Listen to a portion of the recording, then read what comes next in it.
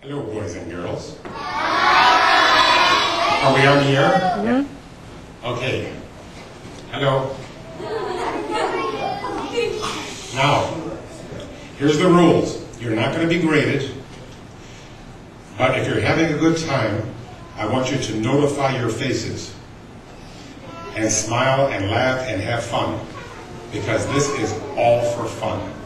Okay? Every who down in Whoville liked Christmas a lot, but the Grinch who lived just north of Whoville did not. The Grinch hated Christmas, the whole Christmas season.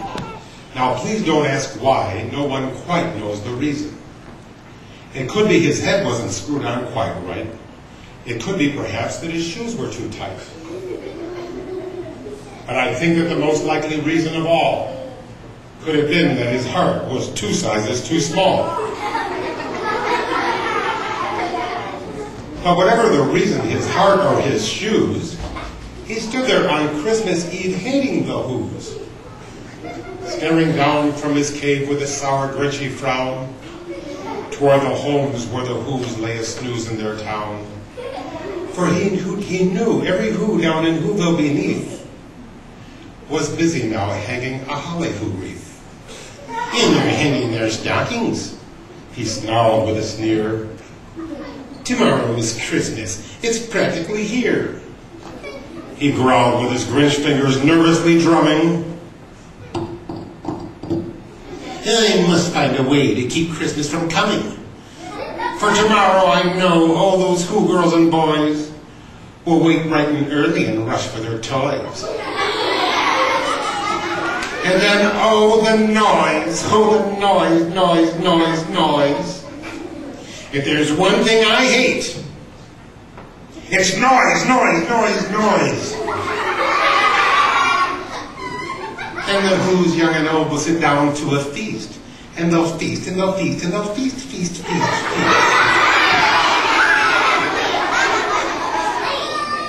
They'll start on Who pudding and rare Who roast beast. Nah. Roast beast is a feast I can't stand in the least. And then they'll do something I hate most of all. Every Who down in Whoville, the tall and the small, will stand close together with Christmas bells ringing. They'll stand holding hands, and those Whos will start singing. And they'll sing, and they'll sing, and they'll sing. And the more the Grinch thought of this Who Christmas sing, the more the Grinch thought, I must stop this whole thing. Why, for 53 years I put up with it now. I gotta stop Christmas from coming.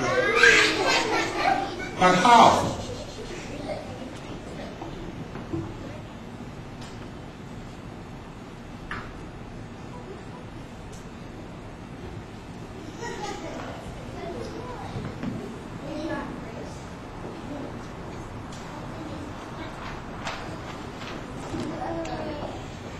Then he got an idea.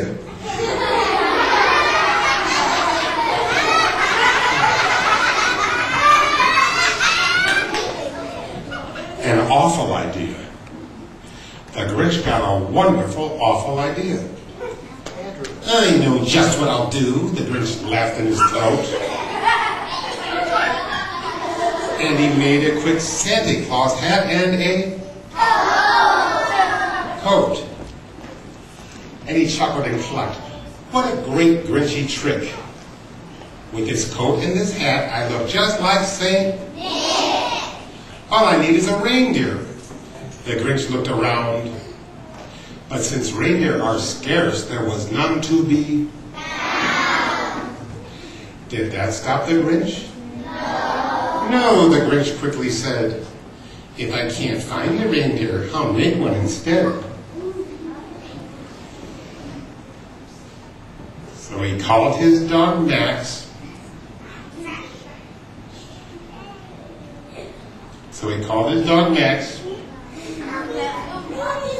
All fours. You're a quadruped. And he got some red thread, and he tied a big horn to the top of his head.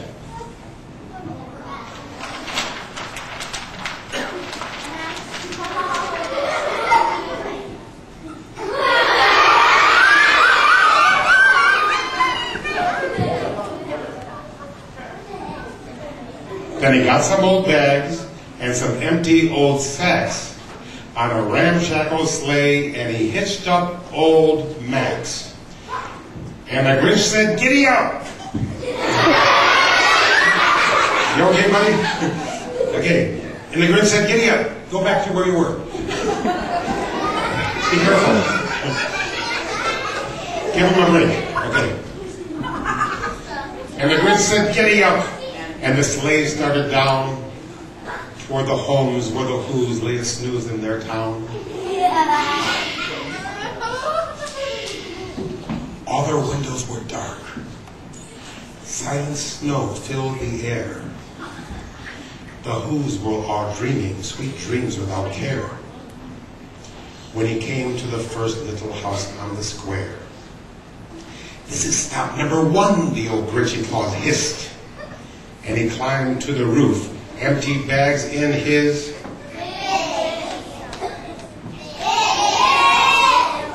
I'll give you another chance. Who said hands? Okay, it's got to run with hissed. Empty bags in his fist. And he slid down the chimney a rather tight pinch. But if Santa could do it, then so could the. He got stuck only once for a moment or two. Then he stuck out his head through the fireplace flue. Where the little Who stockings hung neat in a row. These stockings, he grinched, are the first things to go. Then he slithered and slunk with a smile most unpleasant. Around the whole room, and he took every present. Hopkins and bicycles, roller skates, drums, checkerboards, tricycles, popcorn, and plums. He shoved them in bags, then the Grinch very nimbly shoved every bag one by one up the chimney. Then he went to the icebox.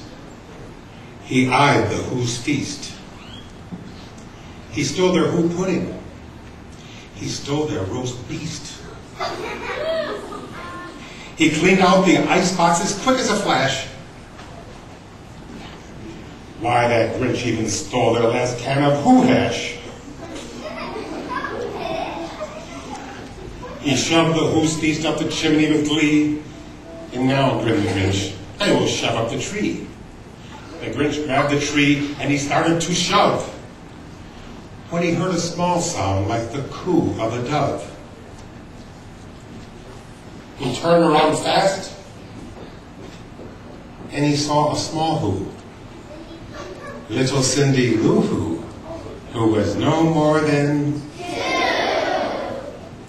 The Grinch had been caught by this tiny Who daughter, who got out of bed for a cup of cold water. She stared at the Grinch and said, "Santa Claus, why? Why are you taking our Christmas tree? Why?" But you know that old Grinch was so smart and so slick. He thought of a lie, and he thought it up quick. "Why, my sweet little tot," the fake Santa Claus lied. "There's a light on this tree that won't light on one side. So I'm taking it home to my workshop, my dear. I'll fix it up there, and I'll bring it back here." And this bid fooled the child. And he patted her head, and he got her a drink, and he sent her to bed. But when Cindy Lou Who went to bed with her cup, he went to the chimney and shoved the tree up. And the last thing he took was a log for their fire. Then he went up the chimney himself, the old liar. On the walls he left nothing but hooks and some wire. And the one speck of food that he left in the house was a crumb that was even too small for a... Then he did the same things to the other Who's houses, leaving crumbs much too small for the other Who's... Who said mice? You're right, but this is Dr. Seuss. Give him a break, okay? It's mouses this time. Leaving crumbs much too small for the other Who's mouses. It was 15:15 dawn. All the Who's still in bed. All the Who's still a-snooze when he packed up his sled. Packed up the presents, the ribbons, the wrappings, the tags and the tinsel, the trimmings, the trappings. 3,000 feet up the side of Mount Crumpet. He rode with his load to the tip-top to dump it. Pooh-pooh to the Who's he was graciously humming. They're finding out now that no Christmas is coming. They're just waking up. I know just what they'll do. Their mouths will hang open a moment or two. Then the Who's down in Whoville will all cry, hoo-hoo-hoo. Okay, I'm better. That's the noise, grinned the Grinch, that I simply must hear. Then he paused, and the Grinch put his hand to his ear. You're a mean one, Mr. Grinch. You really are a heel. You're as cuddly as a cactus. You're as charming as an eel, Mr. Grinch. You're a bad banana with a greasy black peel. You're a rotter, Mr. Grinch. You're a skanky, wanky skunk. The three words which best describe you are as follows, and I quote, stink, stank, stunk. But he did hear a sound rising over the snow. It started out low, then it started to grow. But this sound wasn't sad. No, this sound sounded merry. It couldn't be so, but it was merry. Very. He stared down in Whoville, the Grinch popped his eyes and he shook.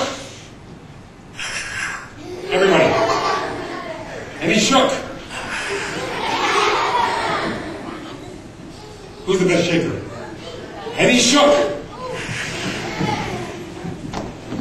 What he saw was a shocking surprise. Every Who down in Whoville, the tall and the small, was singing without any presents at all. He hadn't stopped Christmas from coming, it came. Somehow or other, it came just the same. He stood with his Grinch feet ice cold in the snow. He puzzled and puzzled, how could it be so? It came without ribbons, it came without tags, it came without packages, boxes, or bags.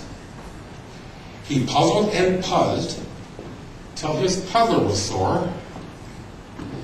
Then the Grinch thought of something he hadn't before. Maybe Christmas, he thought, doesn't come from a store. Maybe Christmas, perhaps, means a little bit more. And what happened next? Well, in Whoville they say that the Grinch's small heart grew 3 sizes that day. And the moment his heart didn't feel quite so tight, he whizzed with his sleigh through the bright morning light. He brought back the toys and the food for the feast. And then he himself, the Grinch, carved the roast beast. Thank you.